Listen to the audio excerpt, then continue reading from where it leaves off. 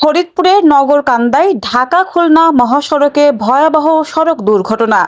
নিয়ন্ত্রণ হারিয়ে সড়কের পাশে খাদে উল্টে পড়েছে একটি যাত্রীবাহী বাস।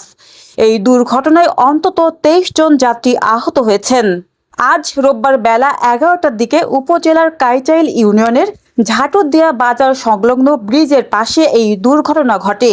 প্রত্যক্ষদর্শীরা জানান, ঢাকা থেকে খুলনাগামী আল বরাক পরিবহনের বাসটি ঝাটুদিয়া বাজারের পাশের ব্রিজটি পার হওয়ার পরপরই হঠাৎ নিয়ন্ত্রণ হারিয়ে ফেলে। চোখের পলকে বাসটি মহাসড়কের বাম পাশে উল্টে খাদে পড়ে যায়। দুর্ঘটনার সময় বাসটিতে 30 থেকে 35 জন যাত্রী ছিলেন। ঘটনার পরপরই চারদিকে চিৎকার আর হাহাকার শুরু হয়। খবর পেয়ে দ্রুত ঘটনাস্থলে ছুটে আসে ভাঙ্গা হাইওয়ে থানা পুলিশ এবং ফায়ার সার্ভিসের কর্মীরা। স্থানীয় বাসিন্দাদের সাথে নিয়ে তারা দ্রুত উদ্ধার কাজ শুরু করেন। উদ্ধারকর্মীরা বাস থেকে আহত যাত্রীদের বের করে ভাঙ্গা উপজেলা স্বাস্থ্য কমপ্লেক্সে নিয়ে যান।